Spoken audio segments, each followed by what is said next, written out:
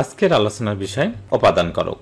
এই উপাদান কারক শিখব আমরা দুইটি কৌশলের মাধ্যমে। আশা করি এই দুইটি কৌশলের মাধ্যমে আমরা উপাদান কারক 70% কমপ্লিট করে ফেলবো। তাহলে সেই কি রহস্যজনক যে দুইটা কৌশল, যে কৌশল দুইটি দিয়ে আমরা উপাদান কারক 70% শিখে ফেলবো। কৌশল নাম্বার 1, এই উপাদান। এই উপাদান যদি আমরা বাংলা একাডেমিতে এর অর্থ দেখি, তাহলে অর্থটি দেওয়া রয়েছে ক্রিয়ার উৎস বা উদ্ভব স্থান বোঝায় এরকম একটা কারককে বলা হয় উপাদান কারক। তাহলে চমৎকার এই কৌশলটা আমাদের মনে রাখতে হবে। তাহলে উপাদান মানে কি? উপাদান মানে হচ্ছে ক্রিয়ার উৎস বা উদ্ভব স্থান। তাহলে আমরা ক্রিয়ার যদি উৎস এবং উদ্ভব স্থান পেয়ে যাই, তাহলে আমরা নিশ্চিতভাবে বলবো যে এটা একটা উপাদান কারক। আরেকটা কৌশল হচ্ছে, দেখুন এই উপাদান বানানের শেষে কিন্তু দান আছে। আচ্ছা, এই দান যদি আমরা কাউকে দেই, তাহলে আমাদের কি কমবে না বাড়বে? অবশ্যই কমে যাবে। তাহলে কমে যাওয়া বিষয়টা কিন্তু মাইনাস সম্পর্ক। তার মানে এই যে চমৎকার দুইটি কৌশল আমরা শিখে ফেললাম। আশা করি এই দুটি কৌশলের মাধ্যমে আমরা উপাদান কারকের 70% কমপ্লিট করে ফেলবো। তাহলে আমরা এই যে দুটি কৌশল আমরা মাতৃভাষা বইয়ে সুন্দর করে সাজিয়েছি, আর আমরা কিন্তু আমাদের মাতৃভাষা বইটির এই একটা পৃষ্ঠা নিয়ে এটা আলোচনা করতেছি। তাহলে উপাদান কারক মানে কি? ক্রিয়ার উৎস বা উদ্ভব স্থান। আর ওই যে দান মানে কমে যাওয়া মানে কি? মাইনাস সম্পর্ক। তার মানে ক্রিয়ার উৎস এবং উদ্ভব স্থান যদি আমরা পাই, তাহলে সেটাকে আমরা উপাদান কারক হিসাবে ধরে নেব, এবং মাইনাস সম্পর্ক যদি বোঝায় তাহলে আমরা সেটাকে উপাদান কারক হিসাবে মেনে নেব। তাহলে এই যে কৌশলটি যে আমরা শিখলাম, এই দুইটি কৌশল যে শিখলাম, এই দুইটি কৌশল দিয়ে আমরা চাকরির পরীক্ষা হোক বা বিশ্ববিদ্যালয়ের প্রশ্ন হোক আমরা এখন সমাধান করব। প্রথম একটি প্রশ্নটি হচ্ছে, যে কারকের ক্রিয়ার উৎস নির্দেশ করে। তাহলে আমরা শিখে ফেলছি, বাংলা একাডেমিতে দেওয়া রয়েছে উপাদান মানে হচ্ছে ক্রিয়ার উৎস। তাহলে ক্রিয়ার উৎস মানে হচ্ছে উপাদান কারক। তাহলে এটা আমরা বাংলা অভিধান থেকে আমরা শিখে ফেললাম এটা, আর এটা আমরা সুন্দর করে দিয়েছি যে উপাদান মানেই হচ্ছে ক্রিয়ার উৎস বা উদ্ভব স্থান। দেখুন, তাহলে প্রশ্নটা বাংলা একাডেমি থেকে প্রশ্নটা নিয়ে প্রশ্নটা কিন্তু করে ফেলছি। তাহলে আমরা একটা চাকরির পরীক্ষার প্রশ্ন সমাধান করে ফেললাম। 2023 সালে চাকরি পরীক্ষায় এই প্রশ্নটি এসেছে। তাহলে ক্রিয়ার উৎস মানেই হচ্ছে আমাদের কি? উপাদান কারক। তাহলে অপশন হচ্ছে ডি। এবার আমরা 2 নম্বর প্রশ্নের সমাধান যাব। এই 2 নম্বর প্রশ্নটি এসেছে রাজশাহী বিশ্ববিদ্যালয় এবং চাকরি পরীক্ষায়। তাহলে প্রশ্নটি কি? গাড়ি স্টেশন ছাড়ে কোন কারকের কোন বিভক্তি? তাহলে আমরা প্রথমে আমাদের কি করতে হবে? ক্রিয়াপদটি বের করতে হবে। তাহলে ক্রিয়াপদটা কি? এই যে ছাড়ে। তাহলে আমরা জানি দুইটা কৌশল, যে ক্রিয়াপদের উৎসটাই হচ্ছে কি? আমাদের উপাদান কারক। তাহলে ছাড়ে, তাহলে এই ছাড়ে, গাড়ি স্টেশন ছাড়ে, ছাড়ে, তাহলে এই ছাড়ার উৎসটা কি? উৎসটা হচ্ছে আমাদের স্টেশন। তার মানে স্টেশনটা অবশ্যই উপাদান কারক। এই কারণে এন্সার হচ্ছে আমাদের ক, উপাদান কারক। এবার দেখুন, আমাদের দ্বিতীয় কৌশলটি ছিল যে উপাদান মানে কি? উপাদান মানে দান মানে কি? কোনো কিছু দান করলে আমাদের কমে যায়, আর কমে যাওয়া মানে হচ্ছে আমাদের মাইনাস সম্পর্ক, অর্থাৎ মাইনাস সম্পর্ক বোঝাবে। তাহলে দেখুন, গাড়ি এবং স্টেশনের সম্পর্কটা কি? প্লাস না মাইনাস? যখন স্টেশন থেকে গাড়িটা ছেড়ে গেছে, তার মানে সেটা মাইনাস সম্পর্ক হয়ে গেছে। ধরেন স্টেশনে 10টি গাড়ি ছিল, তাই 10টি গাড়ি থেকে একটা গাড়ি যদি ছেড়ে চলে যায়, তাহলে 9টি হয়ে গেল, তাহলে মাইনাস সম্পর্ক হয়ে গেল, কমে গেল। তাহলে মাইনাস সম্পর্ক হলে আমাদের উপাদান কারক। তাহলে আমাদের যে দুইটি কৌশল রয়েছে, এই দুইটি কৌশল দিয়ে কিন্তু আমরা বের করতে পারছি। তাহলে ক্রিয়াপদের উৎস, তাহলে ক্রিয়াপদ মানে সারের যে উৎসটা কি? স্টেশন। তাহলে স্টেশন হচ্ছে উপাদান কারক, এবং মাইনাস সম্পর্কটাই হচ্ছে উপাদান কারক। গাড়ি এবং স্টেশনের যে সম্পর্কটা হচ্ছে মাইনাস সম্পর্ক। তাহলে উপাদান কারক আমরা পেয়ে গেলাম। তাহলে যে ব্যাখ্যাটা আমরা এইভাবে সুন্দর করে দিয়েছি, যে ক্রিয়াপদ প্রথমে সারে আমরা বের করে এখানে দিয়েছি, তারপরে এর উৎসটা কি? উৎসটা হচ্ছে স্টেশন। তাহলে স্টেশনটা হচ্ছে উপাদান কারক। তার মানে চমৎকার ভাবে আমরা বইটি সাজিয়েছি, একটা অসাধারণ বই। আমরা কিন্তু পৃষ্ঠাগুলো আলোচনা করতেছি, আপনার কিছু পৃষ্ঠা করে ফেলেন এভাবে ক্লাস, তাহলে বুঝতে পারবেন যে আমরা বইটার পিছনে কত শ্রম দিয়েছি। এই যে কমে যাওয়া মানে কি? উপাদান কারক। এই যে কমে যাওয়া মানে কি? মাইনাস সম্পর্ক। তাহলে যে স্টেশন এবং গাড়ির সম্পর্ক প্লাস না মাইনাস সম্পর্ক, সেটা আমরা দেখিয়েছি এখানে।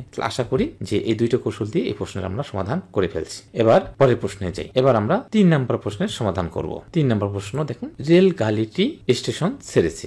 রেলগাড়িটি কি স্টেশন ছেড়েছে? এই প্রশ্নটা 16তম শিক্ষক নিবন্ধন পরীক্ষা আসছে, আরেকটা চাকরি পরীক্ষা আসছে, এবং 12তম শিক্ষক নিবন্ধন পরীক্ষা আসছে। তাহলে দেখুন, তাহলে আমাদের কি ছেড়েছেটা কি? আমাদের ক্রিয়াপদ। এই ক্রিয়াপদের উৎস কি? স্টেশন। স্টেশন যেহেতু ছেড়েছে, তাহলে উৎস কি হবে? স্টেশন। তো স্টেশনটা কি? আমাদের অবশ্যই উপাদান কারক। এই যে উপাদান কারক। আর ওই যে মাইনাস সম্পর্ক, দান মানে মাইনাস, তা মাইনাস সম্পর্ক দেখেন, যখন স্টেশন থেকে রেলগাড়িটি ছেড়ে চলে গেছে, স্টেশন থেকে মাইনাস হয়ে গেছে না? বিয়োগ হয়ে গেছে না? কমে গেছে না? তার মানে যেটাই হোক না কেন, আমাদের মাইনাস সম্পর্ক আসলে সেটা হবে আমাদের উপাদান কারক। তাহলে দুই দিক থেকে আমরা কিন্তু প্রমাণ করতে পারলাম যে এটা একটা উপাদান কারক। আমি বলে দিয়েছি যে 70% কমপ্লিট করা যাবে, অর্থাৎ উপাদান কারক থেকে এ পর্যন্ত চাকরি পরীক্ষায় প্রায় 40 থেকে 50টি প্রশ্ন আসছে। এই 40 থেকে 50টি প্রশ্ন আমরা এই কৌশলের মাধ্যমে বের করতে পারবো। আর এভাবে কিন্তু আমরা আমাদের এই মাতৃভাষা বইটি সাজিয়েছি, যেন কৌশলগুলো দিয়েছি এবং চাকরি প্রশ্নের সমাধানগুলো দিয়েছি। 4 নম্বর প্রশ্নে আসি। 4 নম্বর প্রশ্ন, কোনটি উপাদান কারক? তাহলে ট্রেন স্টেশন ছেড়েছে, এটাই উপাদান কারক, কারণ এই ছেড়েছে, এর উৎস কি? স্টেশন। তাহলে স্টেশনটা হচ্ছে আমাদের উপাদান কারক। ট্রেনের সাথে স্টেশনের সম্পর্কে মাইনাস সম্পর্ক, 100% বি এনসার। আচ্ছা, এবার 5 নাম্বার প্রশ্নটা দেখেন, 39তম বিসিএস পরীক্ষায় আসছে এবং অনেকগুলো চাকরি পরীক্ষায় আসছে, কোনো সমস্যা নেই। দেখেন অবদান কারক, তাহলে যে ট্রেন স্টেশন ছেড়েছে, তাহলে ছেড়েছে যেটা হচ্ছে আমাদের ক্রিয়াপদ, এর উৎস কি স্টেশন, আর স্টেশনের সাথে ট্রেনের সম্পর্ক কি প্লাস না মাইনাস, মাইনাস সম্পর্ক, যখন স্টেশন থেকে ট্রেন চলে গেছে তাহলে মাইনাস সম্পর্ক, তাহলে এটা অ্যানসার। তাহলে 39তম বিসিএস প্রশ্ন সমাধান করে ফেললাম। এবার আমরা 6 নম্বর প্রশ্ন সমাধান করব। স্কুল পালালেই রবীন্দ্রনাথ ঠাকুর হওয়া যায় না, তাহলে মূল কাজ হচ্ছে আমাদের ক্রিয়াপদ, ক্রিয়াপদ কি পালালেই, তাই পালানো এর উৎস কি স্কুল, স্কুল থেকে সে পালাইছে, তাহলে উৎসটা কি স্কুল, তাহলে স্কুলটা হচ্ছে কি অবদান কারক। এই যে ব্যাখ্যা দিয়েছি, ক্রিয়া বের করে দিয়েছি আগে, তাহলে বইটা কত সুন্দর করে সাজিয়েছি, বুঝতে পেরেছেন? মানে ক্রিয়াপদটা আমরা বের করে দিয়েছি, দিয়ে সেটার উৎসটা কি, উৎসটা হচ্ছে স্কুল, সেই স্কুলটা হচ্ছে অবদান কারক, সেটার ব্যাখ্যা দিয়ে দিয়েছি। তারপর মানে কি কমে যাওয়া মানে কি মাইনাস সম্পর্ক, মাইনাস সম্পর্ক হলে কি অবদান, কার সাথে কার মাইনাস সম্পর্ক হচ্ছে সেটা আমরা কিন্তু বইয়ে দেখে গেছি। দেখেন স্কুলের সাথে কি রবীন্দ্রনাথ ঠাকুরের সম্পর্ক কি প্লাস না মাইনাস, অর্থাৎ রবীন্দ্রনাথ ঠাকুর যখন স্কুল থেকে পালাইছে, স্কুলে যদি 50 জন স্টুডেন্ট থাকে, তাহলে একজন যদি সেখান থেকে চলে যায় বা পালিয়ে যায়, তাহলে 49 জন না, তাহলে একজন কমে গেল না, মাইনাস সম্পর্ক হয়ে গেল না, এই কারণে মাইনাস সম্পর্ক বুঝালে সেটা অবদান কারক। তাহলে 6 নম্বর প্রশ্নের আমরা সমাধান করে ফেললাম। তাহলে ওই দুইটা কৌশল দিয়ে আমাদের কি 70% কমপ্লিট করা সম্ভব। আর সমস্ত জিনিস আমরা প্রমাণ দেব এবং এইভাবে ধরে ধরে প্রত্যেকটা ক্লাস আমরা নিব। 7 নম্বর প্রশ্নের সমাধান করি। 7 নম্বর প্রশ্ন কি, বেবি স্কুল পালায়, সেখানে রবীন্দ্রনাথ পালাইছে, এবার বেবি নামের একটা মেয়ে স্কুল থেকে পলায়ন করছে, তাহলে ক্রিয়াপদ হচ্ছে পলায়ন, তাহলে পলায়নের উৎস কি স্কুল, আর স্কুল আর বেবির সম্পর্ক কি প্লাস না মাইনাস, মাইনাস সম্পর্ক, তাহলে দুইটাই আমাদের কৌশল মিলে গেছে, অর্থাৎ ক্রিয়াপদের উৎস পাইলাম আমরা স্কুল, স্কুলের নিচে দাগ, আর স্কুল এবং বেবির সম্পর্ক কি ওই মেয়েটার সম্পর্ক কি প্লাস না মাইনাস সম্পর্ক, তাহলে অবদান কারক। তাহলে অবদান কারক কথায় আছে যে ঘ নম্বরে আছে অবদান কারক, খুব সহজ ভাবে আমরা শিখতে পারলাম। এবার 8 নাম্বার, মনে পড়ে সেই জ্যৈষ্ঠের দুপুরে পাঠশালা পলায়ন, তাহলে পালাইছে, কোথা থেকে পালাইছে, যে পাঠশালা থেকে পালাইছে, তাহলে আমরা কি তাহলে উৎস পেয়ে গেলাম পাঠশালা, তাহলে পাঠশালা কোন কারক, তাহলে 100% হচ্ছে অবদান কারক। এবার আসুন 9 নম্বর প্রশ্নের সমাধান। গাছ হতে ফলটি পড়লো, তাহলে ক্রিয়াপদ কি পড়া, তাহলে এটার উৎস কি, উৎস হচ্ছে গাছ, যেহেতু গাছ থেকে পড়ছে তাহলে গাছ হচ্ছে আমাদের অবদান কারক। এখন বলুন ফলের সাথে গাছের সম্পর্ক কি প্লাস না মাইনাস সম্পর্ক, গাছে যদি 500 ফল থাকে তার মধ্যে যদি একটি ফল পড়ে যায় তাহলে কি 499টি, তাহলে বিয়োগ হয়ে গেল, মাইনাস সম্পর্ক হয়ে গেল, তার মানে 100% এটা কি অবদান কারক।